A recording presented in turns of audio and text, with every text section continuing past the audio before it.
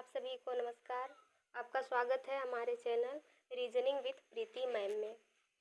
तो कल हमने एनोलॉजी पढ़ा था और आज भी हम एनोलॉजी का दूसरा टॉपिक पढ़ेंगे, यानी कि संख्या सादृश्यता और अक्षर सादृश्यता। तो सबसे पहले हम पढ़ेंगे संख्या सादृश्यता। तो पहले हम ये ध्यान देते हैं कि हमें संख्याओं का पूर्ण वर्ग पता होना चाहिए, जैसे कि 1 का स्क्वायर 1, 2 का स्क्वायर 4, 3 का स्क्वायर 9। तो हमें कम से कम 1 से 20 तक की संख्याओं के पूर्ण वर्ग पता होना चाहिए। फिर आता है संख्याओं के पूर्ण घन, जैसे 1 का क्यूब 1, 2 का क्यूब 8, 4 का क्यूब 64। तो इसमें हमें कम से कम 1 से 10 तक की संख्याओं के पूर्ण घन पता होना चाहिए।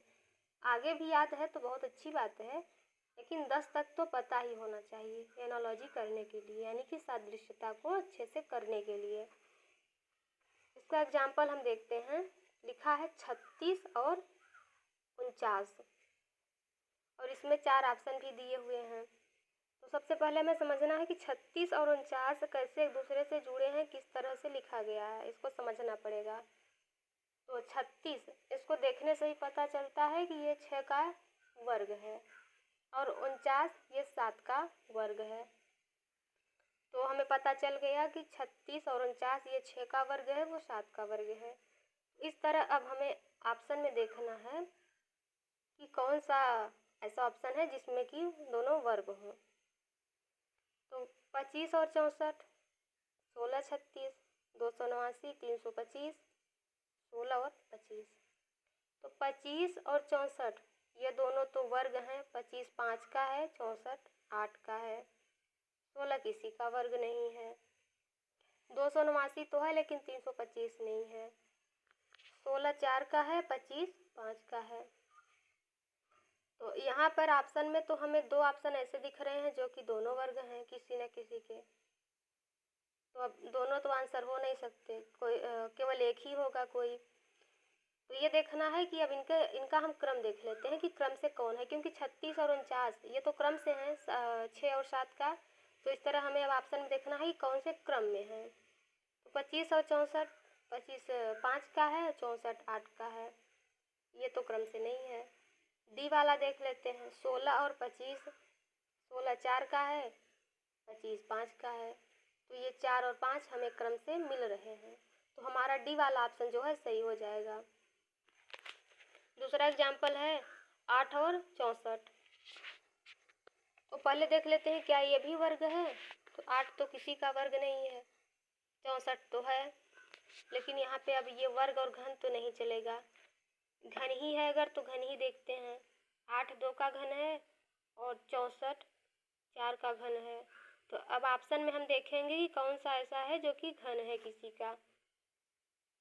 पहला ऑप्शन है 25 और 7, दूसरा ऑप्शन है 125 216, तीसरा ऑप्शन है 512 और 15, चौथा ऑप्शन है 21 और 15।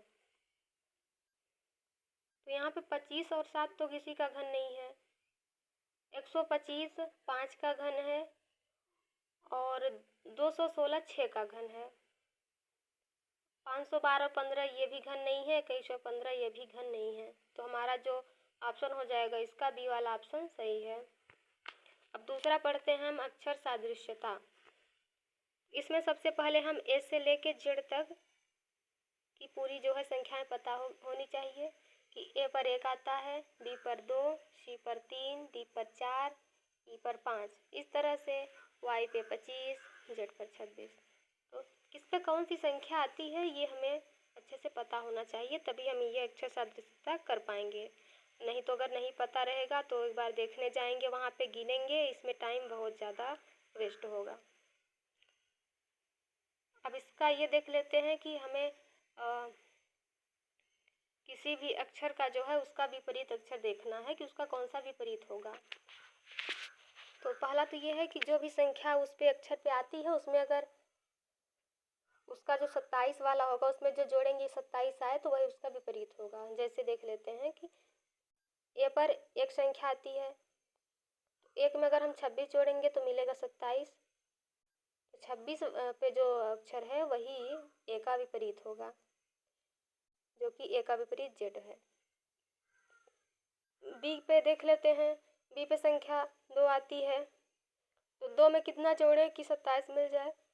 2 में हम 25 जोड़ेंगे 27 मिल जाए, यानी जो 25 वाली संख्या है, जो 25 वाला अक्षर है उस पे यानी y जो है बी का विपरीत होगा। इस तरह हम यम का देखते हैं। यम पे संख्या 13 है। यम का विपरीत हमें कैसे पता चलेगा। 13 में हम कितना जोड़ें कि हमें 27 मिल जाए, तो 13 में हम 14 जोड़ेंगे तो हमें 27 मिलेगा। तो जो 14 वाली संख्या जिस अक्षर पे आएगी वो उसका यम का विपरीत होगा, यानी कि यन जो है यम का विपरीत है। इस तरह से जो भी संख्या है उसमें अगर कितना जोड़े कि 27 आ जाए, तो वही जो कितना जोड़े वही वाली जो संख्या है उस पर जो अक्षर आएगा वही उसका विपरीत होगा। अब इसमें हम इसका भी जो है सवाल देख लेते हैं। एक सवाल है कि WUS और DFH और MKI। तो WUS और DFH ये दोनों आपस में किसी न किसी तरह से जुड़े हैं, और MKI के आगे क्या होगा, यम कैसे जुड़ा है आगे, वो संख्या हमें पता करनी है। तो यहाँ पे हम देखेंगे कि W पे आता है 23, U पर 21 और S पे 19, D पे 4, F पे 6, H पे 8। पहले हम उनकी संख्याएं लिख लेंगे उनके ऊपर। उसके बाद देखेंगे कि W पे 23 आता है, D पे आता है 4, तो 23 4 27, यानी कि W और D एक दूसरे के विपरीत हैं। तो पहला वाला तो मिल गया कि एक दूसरे के विपरीत लिखा गया है। दूसरे पे है U का 21 होता है, F का 6 होता है, तो 21 और 6 27 हो गए, यानी ये भी विपरीत लिखा गया है। और दूसरा होता है यस पे आता है 19, तो 19 और यच पे आता है 8, तो 19 8 होता है 27। तो यस जो है यस और यच एक दूसरे के विपरीत लिखे गए हैं। तो इसी तरह हमें पता चल गया कि यम के आई का भी विपरीत आगे लिखा जाएगा। तो यम पे देख लेते हैं। पहले यम के और आई पे जो संख्याएं आती हैं उसको लिख लेते हैं। तो यम की संख्या है 13, के का 11 और आई का 9। तो यम पे 13 है, तो 13 और 14 27 होता है। तो जो 14 पे संख्या जो अक्षर है वो हो जाएगा यन, और के की संख्या है 11, तो 11 में जोड़ेंगे 16, तो इसका हो जाएगा पी। और आई पे हो जाता है 9 में जोड़ेंगे 18, हो जाएगा 27, यानी कि 18 वाली जो संख्या है उस पर जो अक्षर है वो इसका आई का विपरीत हो जाएगा। तो इस तरह से हमें ये वाला सवाल पता चल गया। तो उम्मीद करते हैं कि आपको बहुत अच्छे से समझ में आया होगा। कल वाला वीडियो भी देख लीजिएगा ताकि और अच्छे से समझ में आए, और इसको हम अगले नेक्स्ट वीडियो में इसको और अच्छे से एक्सप्लेन करेंगे और भी क्वेश्चन लाएंगे। तब तक आप इसे पढ़ लीजिए। धन्यवाद।